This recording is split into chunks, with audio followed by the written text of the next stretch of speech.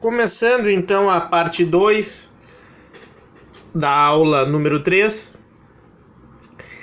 Pessoal, o que foram as ligas camponesas? Tá? Que na verdade são anteriores, até mesmo a formação delas ao governo João Goulart.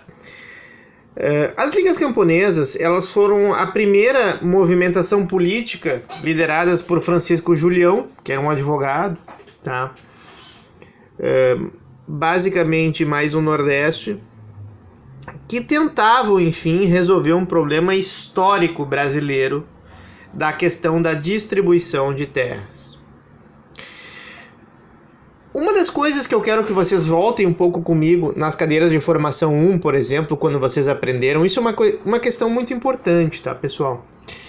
Existem estudos, inclusive, que fazem essa relação até hoje. O Brasil, ele foi constituído enquanto nação, né, e é uma vergonha para nós, enquanto brasileiros, às vezes ter que admitir isso, mas é verdade, um país desigual, desde o seu começo na colonização portuguesa.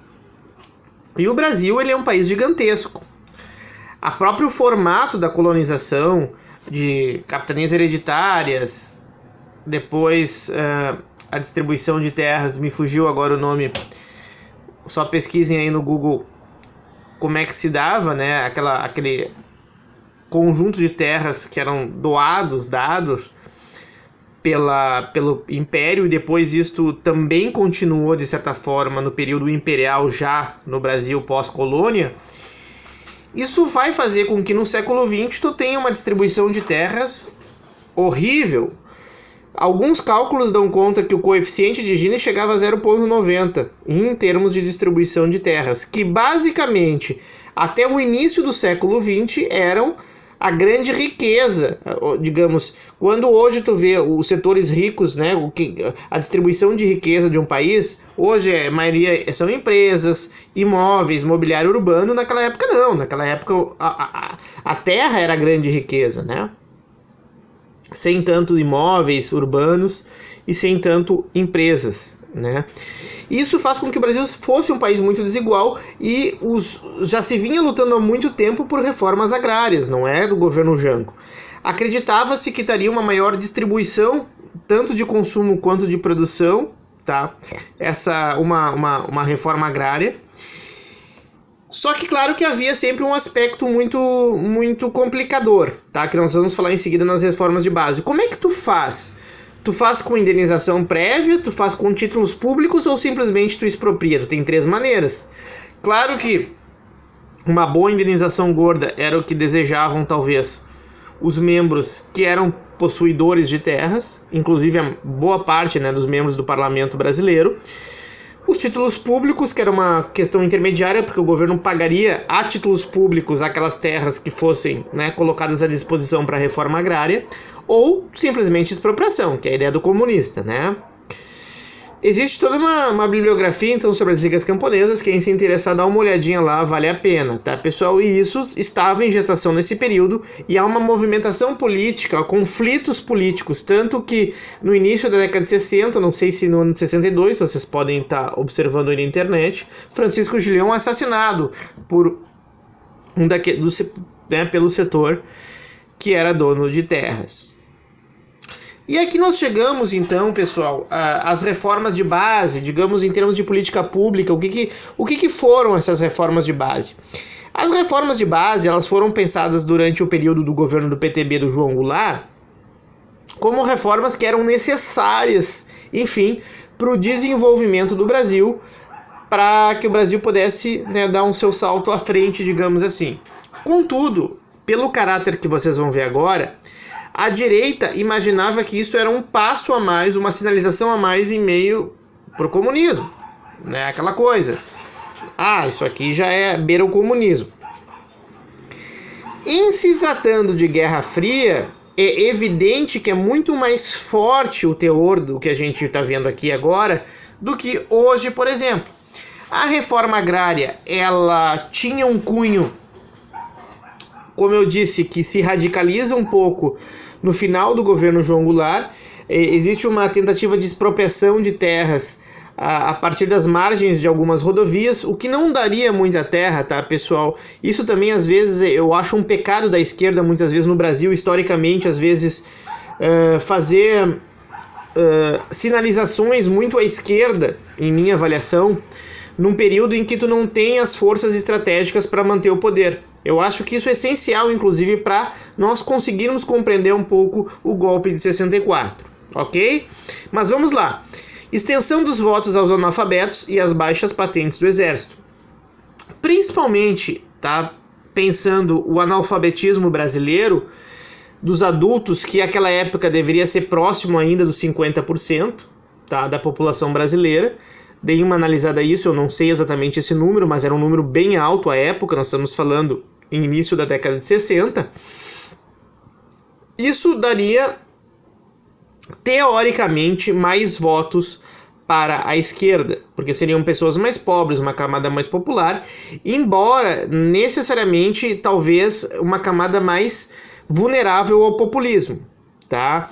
Eu sempre digo nas minhas aulas, pessoal, que as camadas mais pobres elas são sempre mais vulneráveis ao populismo, principalmente o populismo fiscal de qualquer governo, em qualquer lugar do mundo, porque são aquelas classes que, como elas se ressentem muito de uma renda, né, elas precisam urgentemente de uma renda maior. Qualquer renda maior ou qualquer política pública que envolva um pouco maior de proteção social a essas pessoas, em qualquer lugar no mundo, elas acabam votando em ti.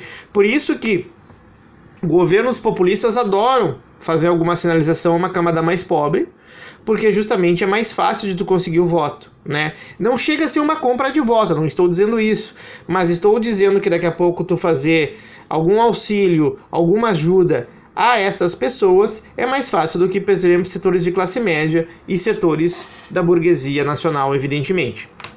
Aqui também tem uns aspectos talvez mais duros, né, em relação também, se pensava uma reforma urbana, ainda que a urbanização no Brasil tivesse em um crescente, ela não tem os mesmos níveis que vai ter hoje, por exemplo, ela estava quase que alcançando metade da população brasileira, mas ainda, no caso do Brasil, foi mais ou menos em fins da década de 60, início da década de 70, que houve então assim, esse meio a meio, metade da população no campo e metade na população nas cidades, ok? Ainda, então, nesta época, era mais pessoas no campo, mas existia uma tentativa de reforma que daria uma possibilidade, poderíamos averiguar mais isso, em que medida isso poderia ser feito, mas algumas propriedades os inquilinos poderiam se apropriar e se tornar proprietários, o que realmente afugentava as pessoas que tinham capital, que tinham imóveis nas grandes cidades. Então, dentro dos setores conservadores, essas reformas de base pegavam muito mal. Até mesmo porque a gente não pode esquecer que um Congresso brasileiro, historicamente, é um Congresso conservador, porque muitas vezes essas bancadas, como a gente vê, bancadas às vezes religiosas, como a gente fala hoje e tal, mas tem um setor que é historicamente representativo. Qual é? É o setor dos latifundiários, é o setor dos grandes posseiros do campo, né? Aqueles que têm grandes posses, né? Os chamados exatamente latifundiários.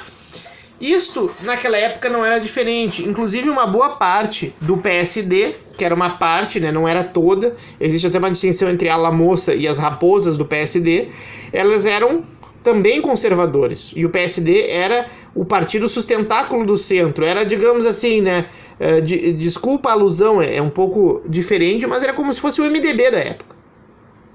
Pensando, né, nesse aspecto. E era central que ele, então, se mantivesse, né, dentro do jogo democrático. Já que a UDN fazia, evidentemente, já nesta altura do campeonato, uma oposição mais ferrenha ao governo João Goulart. Ok?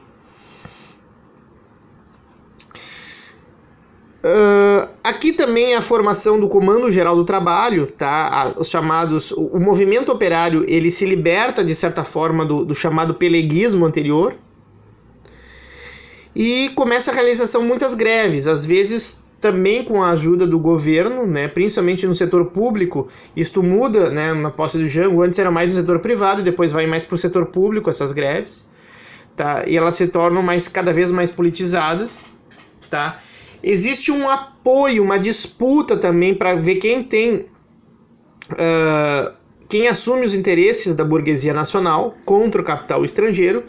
Esse é um debate antigo no Brasil e mundialmente falando, pessoal, vocês podem ter esses debates, por exemplo, inclusive na famosa teoria de dependência do Faleto e do Fernando Henrique Cardoso, né, associado o nosso capitalismo, o capitalismo mundial falando, ele associa, como é que o Brasil, um país emergente, uma potência emergente, ela se associa ou não ao capital estrangeiro, tá? Porque às vezes tem interesses, inclusive sobre questões de importação, exportação, né? Existia um interesse muito grande aqui de nacionalização de alguns setores, indústria farmacêutica, indústrias estratégicas, muitas nacionalizações, ou seja, o oposto hoje do que o consenso de Washington se colocou nos últimos 30 anos aqui no Brasil, de privatizar, que é a moda hoje, não. Naquele momento se tinha uma ideia de o Estado intervir economicamente, muito claramente era a base mais ideológica do governo João Goulart, e para isso precisava fazer algumas nacionalizações, o que evidentemente desagradava setores mais à direita. Em termos de partidos, né, o PTB, o Partido Trabalhista Brasileiro, volto a lembrá-los, que não é o PTB de hoje, é um outro PTB, era um PTB de centro-esquerda, diria assim, ou mais à esquerda no final do governo Jango. Ele se beneficia um pouco da ilegalidade que é colocada em 47 o Partido Comunista do Brasil, depois Partido Comunista Brasileiro. Tal. Geralmente a gente fala Partido Comunista do Brasil, em 61 virou moda falar em Partido Comunista Brasileiro, mas logo depois há um rompimento dentro do PCB e surge então o PCdoB, este até hoje que vocês conhecem, tá? Mas aqui o que eu queria mostrar para vocês é que então, como o Partido Comunista Brasileiro estava na ilegalidade, o PTB era o mais à esquerda, digamos, dos maiores partidos, então ele se beneficiava um tanto quanto disso em termos eleitorais. O PSD e a UDN, em termos históricos, quando a gente observa algumas tabelas entre 45 a 64, eles diminuem de tamanho. Isso aqui é uma coisa que eu gostaria de realçar para vocês. Isso tem um debate na ciência política sobre isto, tá? Que eu já vou logo falar ali quando falar sobre o golpe militar em outro vídeo. Então, o Jango ele perde boa parte do apoio do PSD, principalmente na questão da reforma agrária, como eu já tinha comentado com vocês, por causa dessa base dos latifundiários no PSD. E também um importante destaque a nível nacional e internacional, aqui já estava saindo o relatório Khrushchev, para alguns, que mostrava os crimes do stalinismo, né? Então há uma crise dentro do Partido Comunista Brasileiro e uma dissidência, onde é formado o PCdoB em 1962, ok? Dei uma olhadinha nisso aí também para quem se interessar. Ainda falando, tá, pessoal, sobre este período, não podemos esquecer que era o período parlamentarista, né, o período no qual o Jango teve mais moderação. Nas eleições que existiam para governadores em 62, alguns políticos como Adhemar de Barros, São Paulo, Hildo Meneghetti, gaúcho, aqui no Rio Grande do Sul, e Lacerda e Magalhães Pinto, pela UDN, eram governos de centro-direita, ou seja, uma coisa importante que tu tem que prestar atenção, vocês têm que prestar atenção, é que quando tu é um presidente da república, tu tem que se associar muitas vezes a algumas suas forças políticas estaduais para ter algum apoio político. Isso é clássico da política brasileira, isso é importante. E ali, como a centro-direita ganhou, o Jango não conseguia se associar a esses governos. Ok? Houve uma insatisfação grande, né, e se culpava muito o sistema parlamentarista pelas crises, não vinha bem a inflação, algumas contas não fechavam em 62, tá? E em janeiro de 63 há uma antecipação, inclusive, e há um plebiscito. Cuidado aqui, há dois plebiscitos que tratam sobre presidencialismo, um em 93, que não tem nada a ver com este, e um em 63, onde o Brasil era então parlamentarista, e eu acho que em torno de, 70% dos brasileiros optaram então pela volta do presidencialismo. Estavam insatisfeitos com o sistema parlamentarista. Ok? Então agora nos próximos blocos nós vamos ver então no vídeo 3 aqui o que levou ao golpe militar. O que acontece, né, que vai levar a 64? Né? O que nós podemos ver de políticas que deram erradas, de erros do Jango também, de erros por parte do governo, que enfim, que culminaram com a ditadura militar que ia levar 20 anos até as eleições em 85. Em 89, as eleições diretas no caso. Ok, pessoal? Deixamos para parte 3.